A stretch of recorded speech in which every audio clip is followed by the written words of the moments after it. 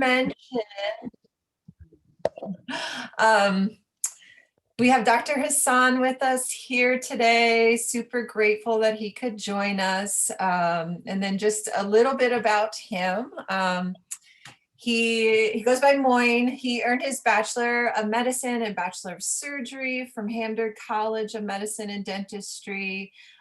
He completed his residency in internal medicine from North Shore Medical Center, Salem Hospital. He did a sleep medicine fellowship at Brigham and Women's Hospital, Harvard Medical School. He's currently one of our Pulmonary Critical Care Fellows here at UVM. He's passionate about sleep medicine and pulmonary. He's active on social media just to spread awareness. He was interviewed by NPR, super cool, about sleep disorders.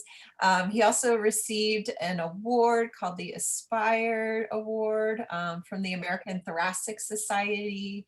And the list goes on and on and on. So we're super excited to have you today. And as I mentioned, we really want this talk to be interactive, and this is your opportunity to ask him questions related to sleep, obstructive sleep apnea, Cpap, BiPAP, oxygen at night, all those things, maybe even what's happening to your body at night when you're sleeping. So you can send your questions in the chat and I'll monitor the chat. So after he gives his talk, then we'll open the question and answer. If you want to talk and you want to ask him a question, that's fine. You can unmute yourself, but I just want to let you know then you will probably be part of this recording. So if you're okay with that. So without further delay, I will turn the mic over to you, Moin. Thank you. Thank you so much for the warm welcome. Hi, everyone.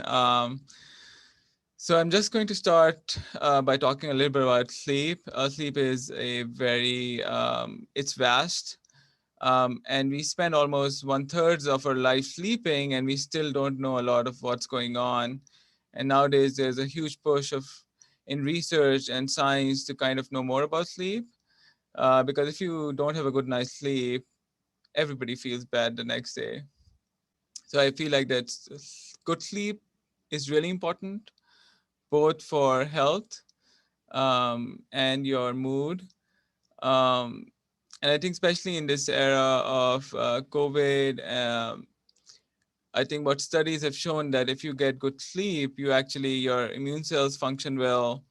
There have been studies that shown that if you're sleep deprived, you actually produce half of the antibodies you would produce if you get vaccinated, if you don't get any sleep. So I feel like sleep is super important. And I feel like sleep disorders, I think there still needs to be more awareness. People take sleep for granted. And I feel that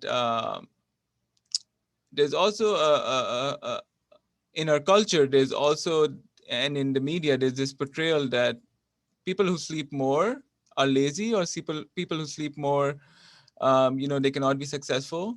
You always see in movies the CEO who gets up at 4 a.m. and sleeps 3 hours a day, and is kind of the most successful person. And that's something that we want to get away from, because what we want to do is make sure that everybody sleeps 7 to 9 hours a night and wakes up refreshed. So so I think I can. So is there anything in particular, you guys, because sleep is very vast, that I should focus on? Moin, are you able to turn on your video? I know it was on, but somehow we lost you. No, I think I'm on my phone with my video, and then I'm using the mic. Can you see me? I can't see you. I just see. Julie. He's got two screens going. So he's got one with the microphone, and then he's in another one. Okay. All right. Thank you. Yep. So is there anything specific that would interest all the people here about sleep? Is it sleep apnea or oxygenation during sleep that you guys want to talk about?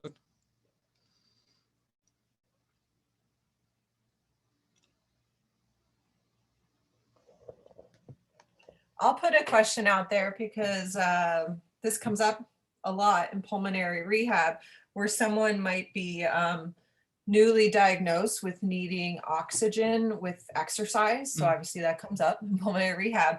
And then there's a lot of questions around whether they need oxygen at night when they're sleeping. Are you able to kind of speak to that? So I think it depends, right? So we do a special test to see if you need oxygen at night. We basically measure your oxygen saturation at night when you're sleeping with an oximeter, and that would show us if you need oxygen at night. Usually, people who need oxygen with exertion don't usually need oxygen at night, because the first thing that happens when you get lung disease is that you your ability to as you exercise, your body needs more oxygen, right? So your lungs and your heart need to step up, and I think that's the first ability we see that's lost. While at resting and sleeping, usually people have preserved oxygenation unless they have an underlying sleep disorder or any other cardiac disorder like heart failure. So it's usually in a stepwise fashion. As lung disease progresses, usually the first thing we see is oxygen during exertion. And then as the lung disease progresses, we see that people require oxygen during rest and at sleep. But it does not automatically mean that if you require oxygen during walking or exerting yourself, that you would need oxygen at night. However, if you do have symptoms that are concerning for sleep apnea or any other sleep disorder, if you're snoring a lot, if you feel like you keep waking up a lot, if you feel like your sleep is not refreshed, then I think that you need to talk to your doctor and see if it needs to be looked at closer. And if that's happening, then you may need some specialized testing like a home sleep study or oxygen eval during the night. Does that any follow-up questions to that? Can you hear me? Yeah, I can hear you. Okay. This is very, very timely for me because actually within a few hours after this Zoom cast, I'm going to Lincare to meet with their respiratory therapist to go through the whole procedure. I'm getting a Cpap thing today. Mm-hmm. And so are there, I don't particularly trust these medical supplier people, whether it's Lincare or it's Keen, but are there things, I imagine there are different, there's good, better, best, not only in terms of the machine itself, but also the mask that they supply. What is it that questions that I might be asking them, or what should I be looking for? So I think the first thing you need to do is make sure you realize this is going to be hard, right? Nobody is used to having a mask on their sleep, and suddenly we are expecting you to sleep with a mask on your face, and that's going to be a learning process, and that's going to be hard. What we see in studies is that if we start 100 people on Cpap, 30 of them would do great, right?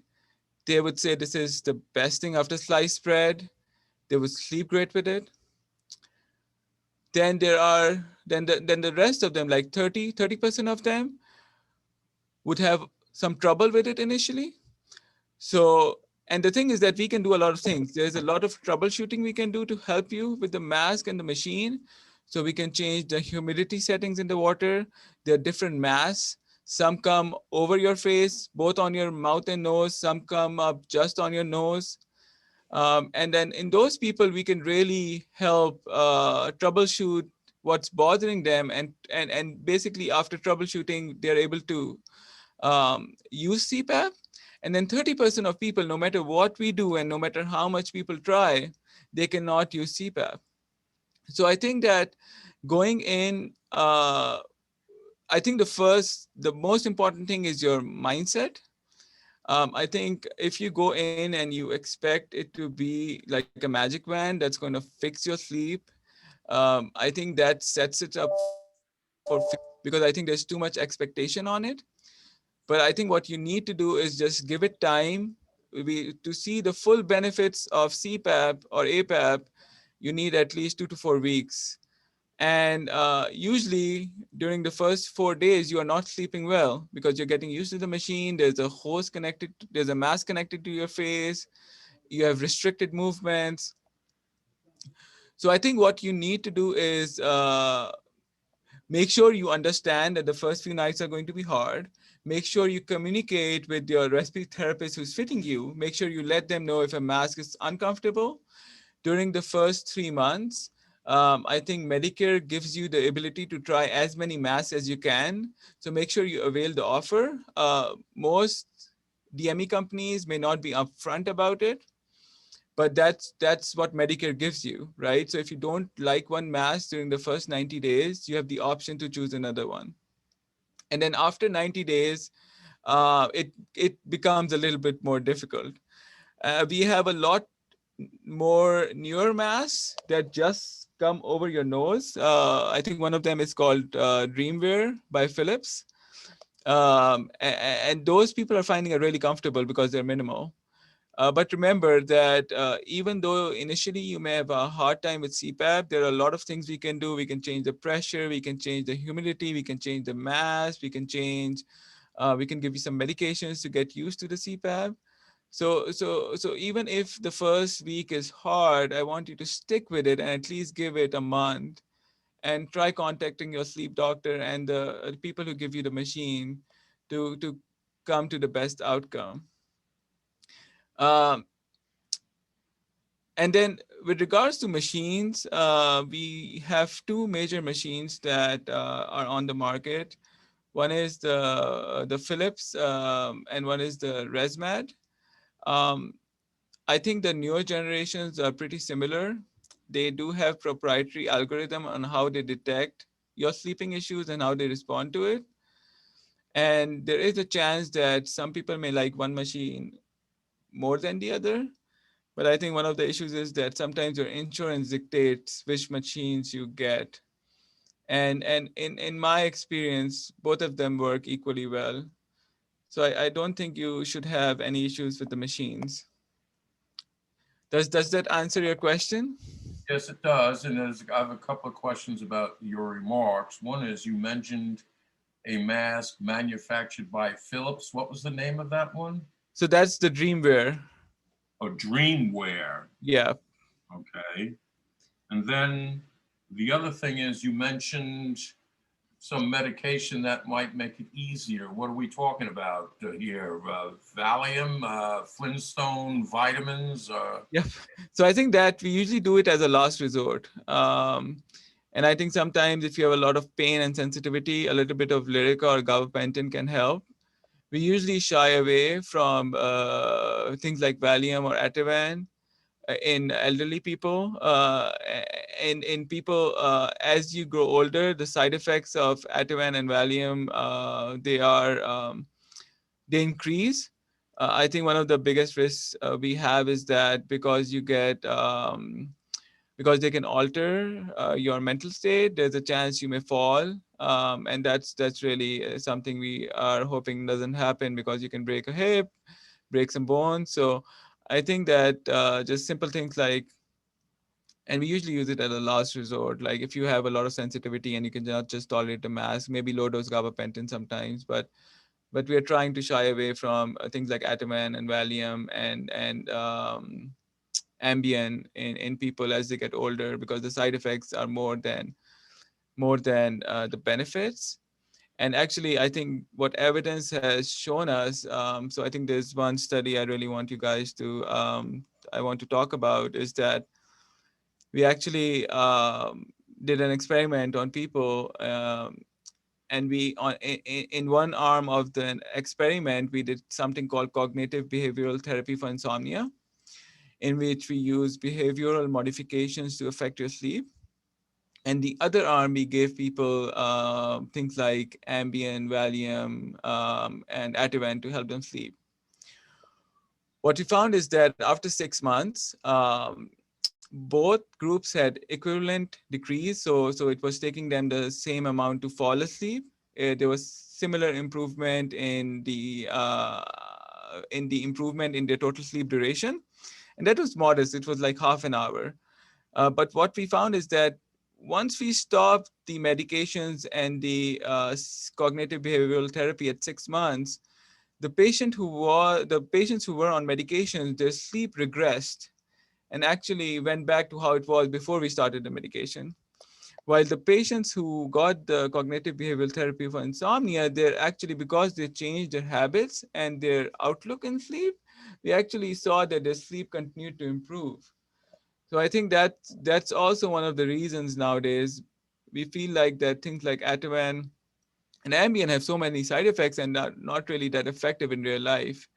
And that's why we are trying really hard to promote behavioral therapies for sleep.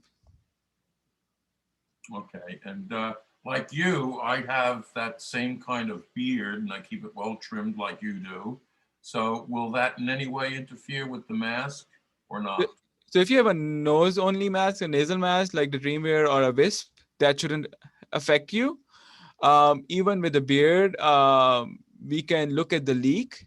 So sometimes even with a beard, it's okay. But really, I think once you start wearing the mask, the machine is going to tell us if we need to do anything about the beard or not. In most people, it's okay. The machine is able to, even if there is some air leaking through your beard, the machine is able to sense that and increase the pressure. So I don't think so that you need to shave your beard or do anything differently. Okay, one more question. You had said that it takes, don't expect immediate results. It takes like 3 or 4 weeks, whatever, for things to, would that also be, my main interest in this is that I don't, except for answering the call of nature during the course of the night because of the old man prostate thing, Mm-hmm. I sleep well, but when I wake up, I feel like I need to sleep more. I'm tired, and that's the main benefit that I'm looking for, is that I don't feel like after 8 hours of sleep and I still want to sleep more. Mm-hmm. Will that take also 3 or 4 weeks for that to improve, or I'll notice that right off? So it's different in different people. Some people see great improvement, and one of the issues is that sleep apnea presents differently in different people. In some people, they actually say they have no trouble sleeping, they have no issues. But when we look at the sleep study, they have severe sleep apnea and they're waking up like 100 times an hour. Um, but the issue is that sleep apnea is a very slow and progressive disease. And so most people, it's hard for people to realize because it has been happening for 10 years, like how it is affecting them. And in those people, when we put them on Cpap, they are like, oh my God, I didn't know what I was missing, right? Because now suddenly they're waking up refreshed and rested. So I think it depends. It depends patient to patient. It's hard to predict with sleep apnea what the response is going to be. In some people, within 2-3 days, they're like, wow, I feel refreshed. In other people, it takes time. The other issue is that sleep deprivation doesn't just go away. You must remember that if you have sleep apnea, you're probably waking, if you have severe sleep apnea, you're waking up 30 times an hour or more. And that has been going on for 5 to 10 years. So your brain hasn't been getting the sleep it wants for 5 years. And so, and then the issue is that that sleep debt has to be made up, right? And so you may not feel better the same day because you have a lot of sleep debt, right? You have been sleep deprived for years and years and years, and it's going to take weeks of good sleep to see some benefit. Well, this is the first time I've ever heard sleep apnea as referred to as a disease. I've always thought of it as a condition. You're saying it's a disease and that it's also progressive. Yep. So sleep apnea. So let me tell you guys a bit about sleep apnea. So imagine your throat is like a tube, right? And the issue is that with age, as you gain weight, with age, the muscles of your throat. Actually, I'm gonna show you guys. Can you guys hear me on by using my hands?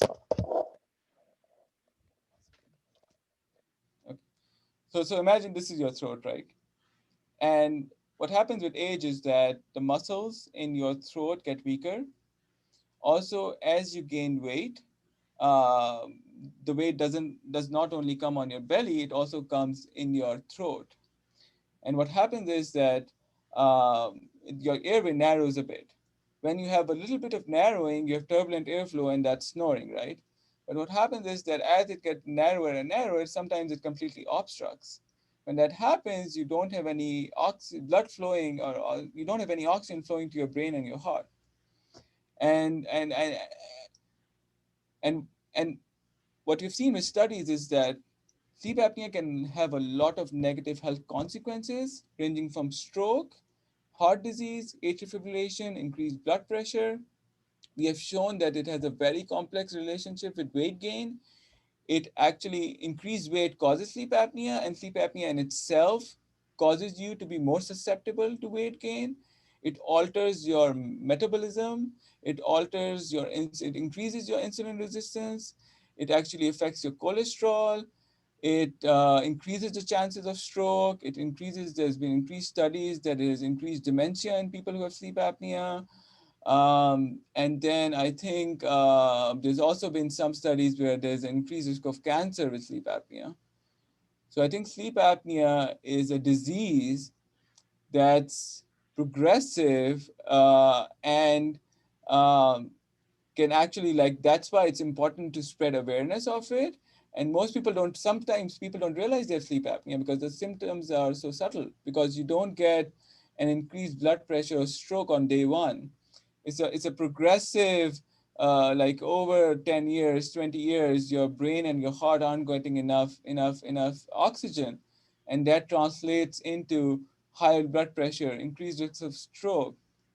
So I think that's why it's very important to identify sleep apnea earlier if you have any signs and symptoms. If you are not waking up refreshed, it's good to go see your doctor and see if you need to get tested for sleep apnea. Because what we're finding nowadays is that the typical stereotype of sleep apnea is false. In the past, we used to think that sleep apnea was a disease of obese people who had big necks. But nowadays, we are diagnosing sleep apnea in young patients who are really thin, who have a BMI of 19. So I feel like that nowadays, as clinicians, we have to have a very low threshold to test people for sleep apnea, because it's just so common now, because we are diagnosing it more and more in younger and younger people. One final comment. You said something about waking up 30 times during the course of a night or an hour. You don't mean that literally, do you? No, I mean that literally. So sleep apnea is defined by the number of times you wake up in an hour. So less than 5 is normal. 5 to 15 is mild sleep apnea. 15 to 30 is moderate apnea, and greater than 30 is severe sleep apnea. I've seen people waking up 90 times an hour, 100 times an hour, 140 times an hour. And you must remember that these are microseconds. You don't realize what's happening, right? So what happens is that as your airway collapses, you don't have any oxygen going to your brain or your heart.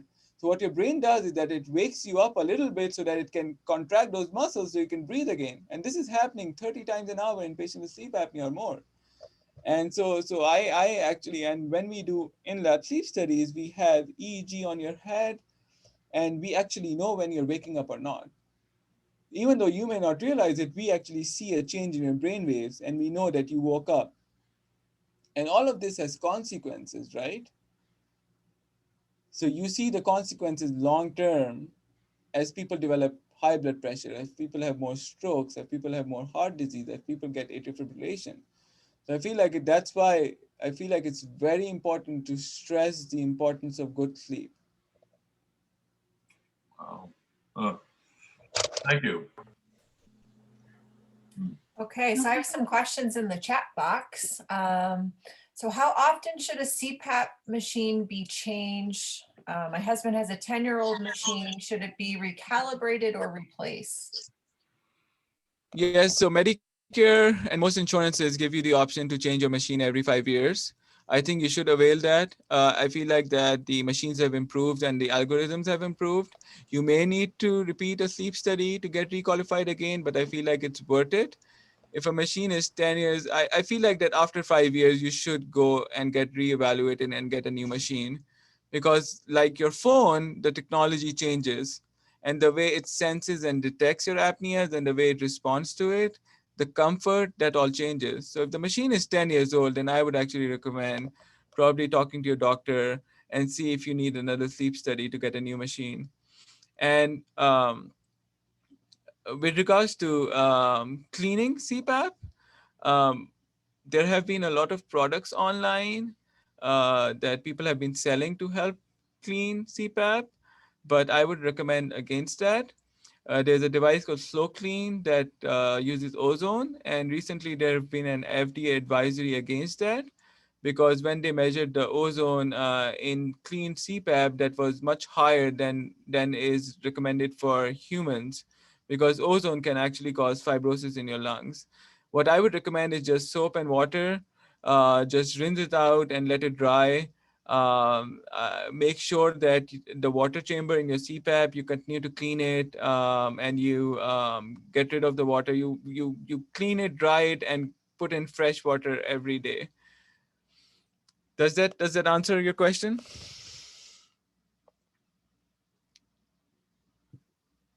I'm gonna assume it does. They're unless- nodding, yeah. Yeah. This one's another kind of equipment related question. So I use a BiPAP with oxygen every night for 6 years. I believe the data is being recorded somewhere. Do you know who's looking at my data? And then just wondering if they should be getting feedback around that Yeah, data. so the standard of practice is that when we start you on CPAP, we follow you very closely for the first few years, for the first year probably. So when I start someone on CPAP, I'll probably see them in 2 months, 3 months, then again in 3-4 months, and then again in 6 months. If they're doing well, then I see them yearly. But every year, you should get a detailed report by your doctor about how is the machine doing, how are you doing, how many hours you're sleeping, and is the machine effective in treating your sleep apnea. So I think that's the standard of care in most centers. Um, and that's how it should be. So I feel like you should be getting some feedback. And usually what happens is that the machine is connected to a cloud, and usually during the first 3 to 6 months, the company that gave you the machine is looking closely at it because they have to fulfill some insurance requirements. But after that, it's only your sleep doctor that looks at it. So so usually what happens when I'm seeing patients is that every year I get a detailed report from their machine. I print it out. It shows me everything from how much pressure you have required, to how many hours you're sleeping, to what is the humidity setting on the machine, to is the machine effective. And I think that's important because without that data, you won't know if the machine is effective or not. And the worst thing we can do is that put you on something that you're trying so hard to keep on every night and it not showing any benefit. So I feel like every year, at least every year, for people who have been on CPAP for 5-10 years, at least every year, you should get a report and actually given to you by a sleep doctor or a DME company telling you like how you're doing. Is the machine working or not? Because otherwise nobody looks at the data, right? So it's just going into the cloud, and I don't think that the DME company or and the company who gave you has the resources to follow along once you have been qualified to follow along and look at your data in detail. Because during your annual visit with a sleep doctor, we look at it in great detail to make sure everything's okay. Okay, that's super helpful. Yeah, I didn't even realize that. And then it looks like this is just a general question. Does excess weight affect snoring and apnea? Yeah, so weight has a very complex relationship with sleep apnea. It's like a vicious circle. Because what happens is that when you put on weight, you don't only get weight on your tummy, you get weight in your upper airway, and your airway starts narrowing. and then you get sleep apnea. The issue is that once you get sleep apnea, that actually alters your metabolism, it alters your insulin resistance, it alters how your hormones are being produced. And that actually causes you to gain more weight, which causes you to worsen, which causes your sleep apnea to get worse, which causes you to gain more weight, which causes you to get more sleep apnea. So you understand, like, this is a vicious circle. And there have been some studies that have shown that sleep apnea with intensive Cpap with intensive exercise regimens can actually help you lose more weight than just intensive physical exercise regimens. So I feel like if you feel like that you have been stagnant losing weight, so I think that's why it's really important to treat sleep apnea and to lose weight, because both are linked to each other. And increased weight increases your risk of getting sleep apnea tremendously. Okay, thank you.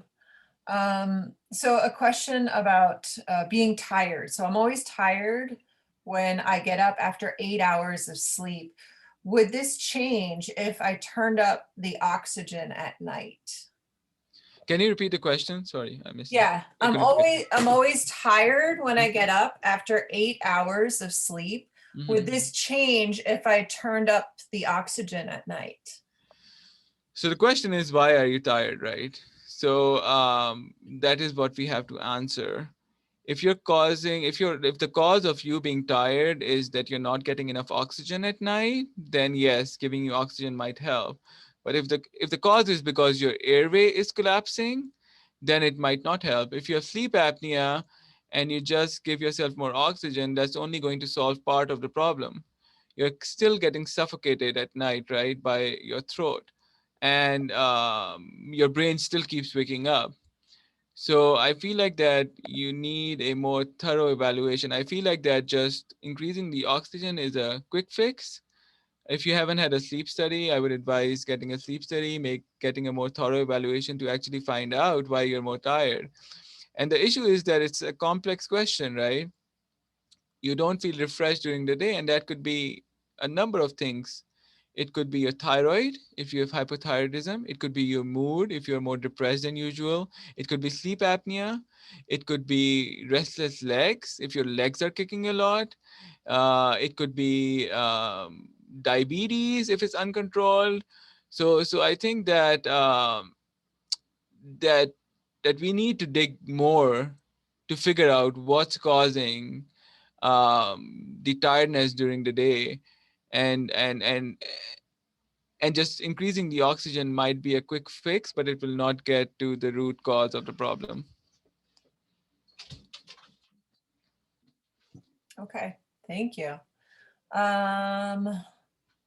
Let's see. Does anyone have other questions? I think I've gotten all the ones in the. I have a question, if I may, and I can't seem to use my chat. Yeah, go ahead. Hassan, what's your opinion on melatonin as a sleep aid? Um, so we use melatonin in a very specific way.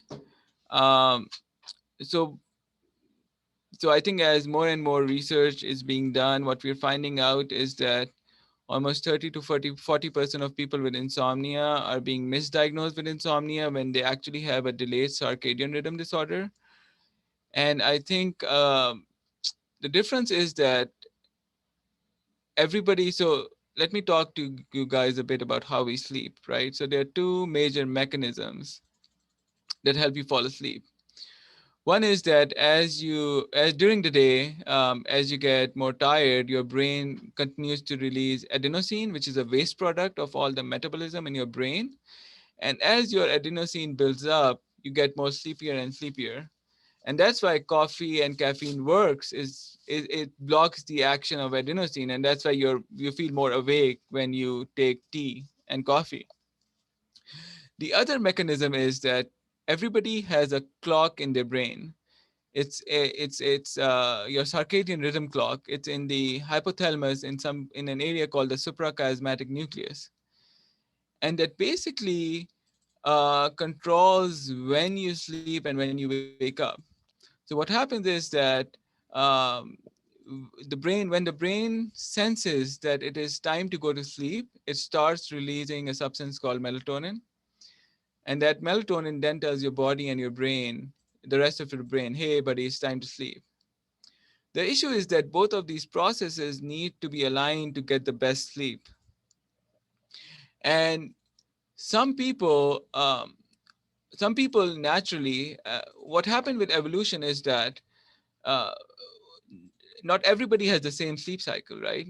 And nowadays we're trying to fit everybody into the same box, which is not right. Like before, when we were tribes, right? Some people needed to wake up early so that they could forage the forest, they could hunt. Some people, we would benefit from people who woke up late and stayed up late, so that during the night they could they could stay awake and protect the tribe from animals and warn them of other issues. And what happens is that some people still have this tendency, right? Like hair color. Like everybody has a different hair color. Everybody has a different eye color. Similarly, everybody has a different circadian clock. So some people sleep late and wake up late, right? There are people, and it's not a disease, it's your natural physiology, right? Some people like to sleep at 2 a.m. and wake up at 2 p.m. Some people like to sleep at 7 p.m. and wake up at 4 a.m., right? And so this is specifically where we use melatonin, right? So we use melatonin when we have inability to sleep due to a delayed sleep circadian disorder. That means that your brain is releasing melatonin later than usual. We don't recommend using melatonin as for insomnia per se, for helping you fall asleep if you don't have a delayed sleep disorder, because it's a very and we use very low doses. So when I use it to adjust somebody's sleep cycle, I use 0.5 to 1 milligram of melatonin, not more than that. And the issue is that when you start using melatonin 5 milligram, 10 milligram, 15 milligram, you do get drowsy, but the sleep effects are very variable. And currently, according to the AASM guidelines, we do not recommend melatonin as first line for treating insomnia and helping people sleep. Uh, and one of the issues we have found is that because melatonin is a supplement, it's not being that well regulated. There was a study in which they looked at all of the major melatonin brands, and they found that even though the bottle may say 5 milligram, the melatonin in every individual tablet may vary from anywhere from 0.5 to 1 milligram to 10 milligrams. And they also found that there are certain impurities like serotonin in the melatonin tablets that may actually give you some side effects like headaches. So I think that if you are someone who, when they're on vacation or otherwise, is somebody who likes to sleep late and wake up late, then maybe a little bit of melatonin closer to your bedtime might help. But I wouldn't recommend it specifically for treating insomnia and helping you sleep. Um, I think that I think that if you're having that issue, talking to a sleep doctor, looking into sleep psychologists and thinking about doing a cognitive behavioral therapy for insomnia program. There are also some of these programs that are online, may help. I think one of the issues one of the issues we have in Vermont is that we don't have that many sleep physicians, sleep psychologists, and resources. So I think that after this talk, I'll just send out some sleep hygiene tips, some online CBTI programs um, that you guys can look at, and that would be helpful in resource limited areas like here. Thank you. Does anyone else have any questions? I do, Julia, it's Lucille. Okay. Can you hear me? Okay. Yep. I have a question. When sleeping with oxygen during the all night, overnight, it causes dryness in the nostrils. Do you have a recommendation for that? I think simple tips like putting some Vaseline in your nose before you do You that. can put it into the nose itself? Yeah, that should be fine. Some olive oil sometimes helps. You can talk if this is a recurrent issue and it's not being helped by using some Vaseline in your nose, then I think you can talk to your DME provider if they can provide some humidity with the oxygen, because the issue is that if you're on a lot of oxygen, it can be very drying. Yes. And you can The- also have a lot of sinusitis and sinus issues because of the dryness. If you're having a lot of sinus issues, then sometimes Flonase can help. But I think the first thing I would advise is maybe put some Vaseline in your nose before you go to sleep and see if that helps. And if that doesn't help, then talk to your DME provider about getting some humidification with the oxygen. Okay, thank you. I have another question. Can a lot of coughing cause hoarseness, or is that some other issue? So yeah, so coughing can cause hoarseness just because of the a little bit of trauma that happens with shearing forces. But if you're having chronic cough, then I would advise coming to see us so that we can make sure there's nothing dangerous going on. If you have been having a cough for more than 2-3 months, 6 months, a year, that's not getting better, I would advise getting evaluated for that, because 95% of the cases, it's something benign. But I think in 5% of the cases, it's something that can be dangerous and needs to be looked at. So I think that if you're having chronic cough, then at least getting evaluated once might help. But yeah, it can cause hoarseness. Thank you.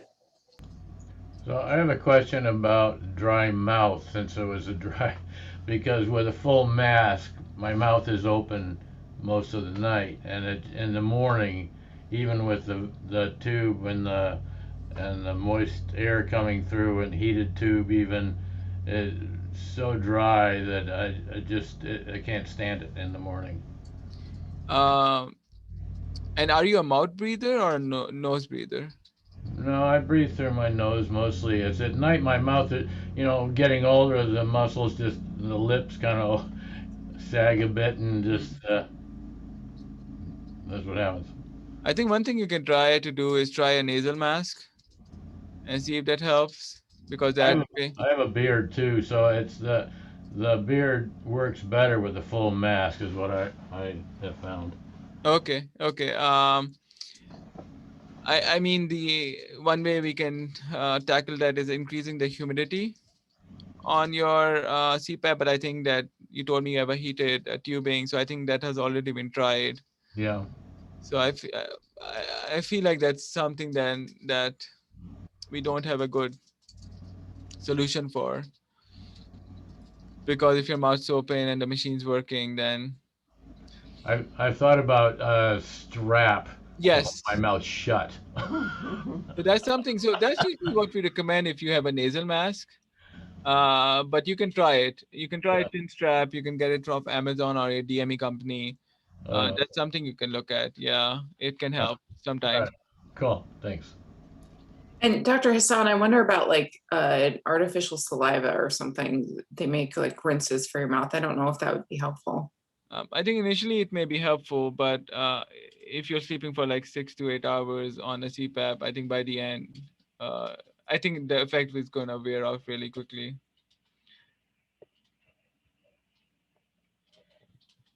Does anyone have other That's questions? something you can also try and see if that helps you. Yeah, this is Jack. I have another question. Is there any correlation between ADD and insomnia?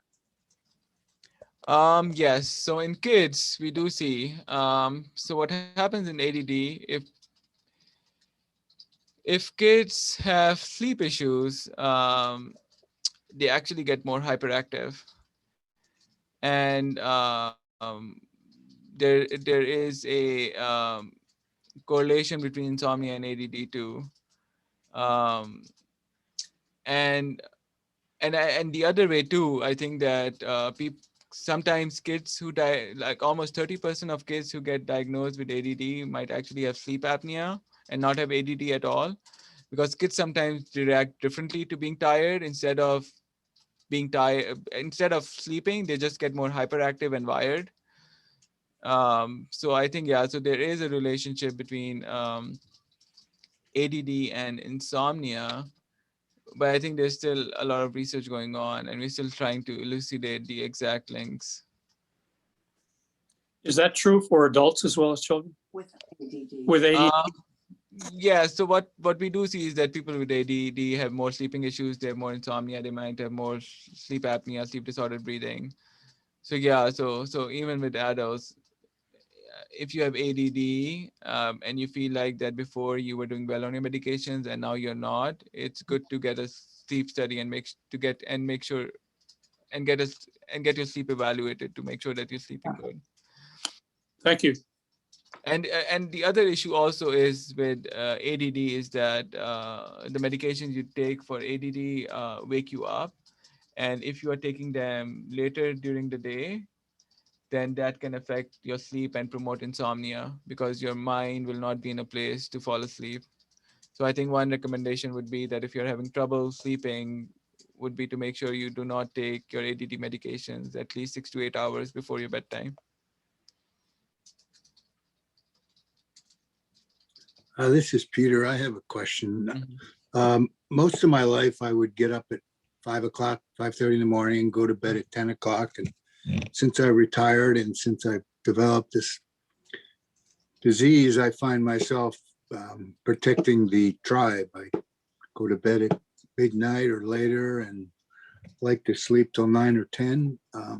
And during the night, I probably wake up every couple hours and often have trouble going back to sleep. Mm-hmm. And is that possibly sleep apnea, or do I have other issues? So have you been tested for sleep apnea yet? No. So yeah, most likely it looks like sleep apnea right now, but we won't know for sure unless you get tested. So I think those are signs that you need your sleep to get evaluated.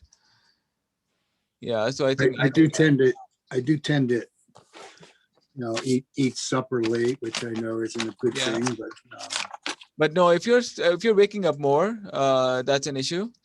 And if you're peeing more during the night, because what happens with sleep apnea is that it puts more pressure on your heart. And when you have more pressure on your heart wall stretches and actually produces an hormone called BNP. And that also causes you to pee more. So if you're noticing that you're peeing more and waking up more at night, you need to get tested for sleep apnea. okay. Thank you. I find I'm totally baffled by these sleep tests, and I don't know how accurately you can measure someone's sleep when you've got electrodes on your head, on your face, on your chest, on your arms, on your stomach, and belts and straps and such. Yeah. How can you possibly tell how someone sleeps? So yeah, so I think you are absolutely right that this is an imperfect measure of someone's sleep. But what we see is that even though you may not sleep, for example, if you're sleeping at 8 hours at your home, you may sleep only like 5-6 hours in a sleep lab. But I feel like that still gives us enough information to look for and diagnose your sleep disorders. So while I agree with you that yes, sleeping in a sleep lab is not the same as sleeping at home, and some people actually have a really hard time. But even 1 to 2 hours of sleep during that time can give us a lot of information about how you're sleeping, because we have, as you mentioned, a lot of devices connected to you. So even though it may be an imprecise way, it's still the best way we have got. Nowadays, we are switching more and more to getting home sleep studies, which we feel like are more physiological because you're sleeping in your bed. But if you have complex sleep disorders, and sometimes the home sleep study it doesn't detect sleep apnea, and because there are less sensors, we don't trust it that much to rule out sleep apnea. So in those cases, we still we still prefer you come in and sleep in the lab. But yeah, I agree with you. It's an imprecise way, and we're trying to do better and get smaller electrodes and making the process better. But we're still a long way from that. Thank you.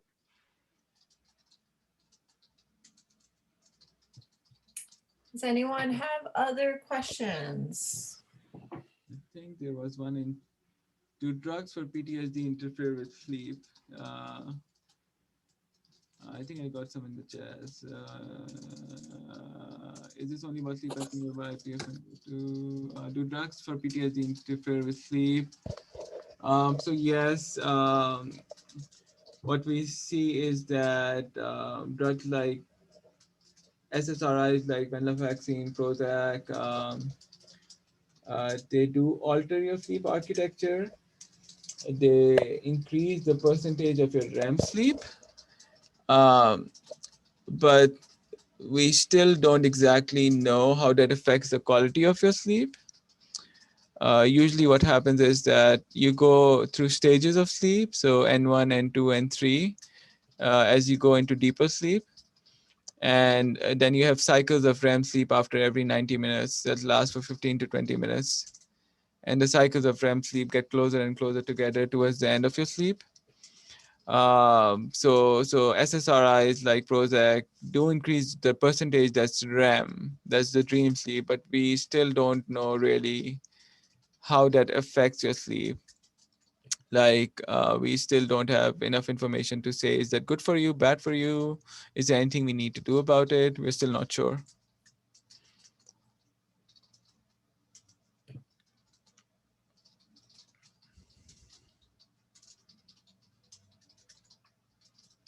Okay.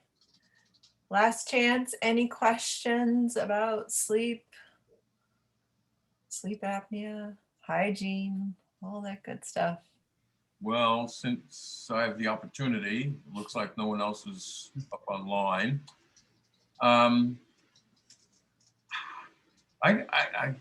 don't know, because now I live by myself for many, many years, but when I was last married, which is going back close to almost 20 years, last year of my marriage, my wife would say that during the sleeping together, which she then insisted we sleep in split our beds apart, that I would, during the night, I would kind of something like between jerk or like move, like I had like a jolt of electricity or something like that. And that was, does that ring a bell with anything that your experiences dealt with? Yep, so that can be normal or abnormal. So sometimes when you're switching during stages, that can happen. Sometimes when you are about to go to sleep, we have something called hypnagogic jerks. That can be normal, but it can also be a consequence if your throat is collapsing and you're getting an apneic episode. That may also be a response to that as you try to wake up.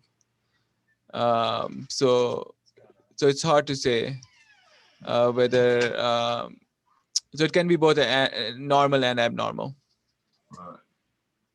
So it's a long time ago. I don't know if I still do it. Certainly, I've gone through 3 sleep tests, Okay. and it was never observed during those 3 sleep tests. So I guess I'm all right in that regard. Yeah. I think it can. It's common also.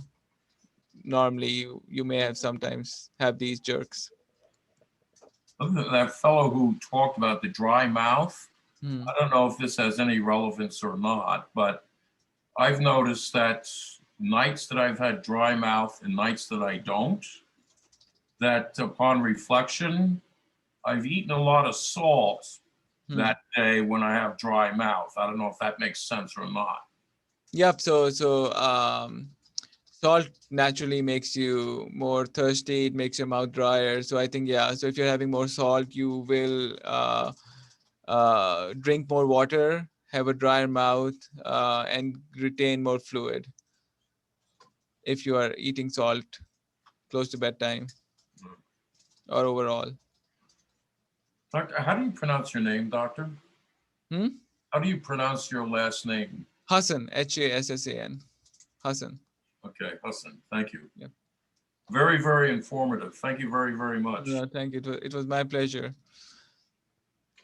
And I wanted to thank you guys for showing for showing interest and coming here, because you did half the work coming here. When you say a sleep doctor, is that typically then a pulmonary doctor? So nowadays, sleep fellowship is a separate fellowship. So the sleep medicine nowadays is very multidisciplinary. So different specialists can come into sleep medicine. So we have ear, nose, throat surgeons, we have psychiatrists, we have internal medicine doctors. So they go and do a year of sleep fellowship. So for 1 year at Brigham and Mass General, I saw all kinds of sleep patients. I read sleep studies. I treated a lot of sleep patients with all kinds of diseases. And so it's like a formal training program for a year. You can also do it after doing your pulmonary critical care fellowship. But nowadays, sleep is becoming, because sleep apnea is becoming and sleep disorders are becoming more and more common as we spread awareness and we diagnose them. So nowadays, sleep medicine is its own entity. So you're saying that a pulmonary doctor could be this, a psychiatrist could be this? Yep. But they need to do a special 1 year of fellowship. I mean, in pulmonary critical care, we do get training to treat simple sleep disorders. But if you have something complex like central sleep apneas, complex central sleep apneas, or insomnia, or narcolepsy, or REM behavioral sleep disorders, or any of the complex sleep disorders, then you need a formal training in sleep medicine. All right, well, thank you so much for sharing your knowledge with our pulmonary rehab group. And Thanks no for other organizing it. questions, then we will see you next time. Thank you so much, guys. And Okay. if you have any Thanks, follow-up Julia. questions, you can let Julia know, and I'll try to send out some resources to you guys, so you guys can take your health back into your own hands and have good sleep. Okay. Good. Great. Thank you. Thank you. Bye.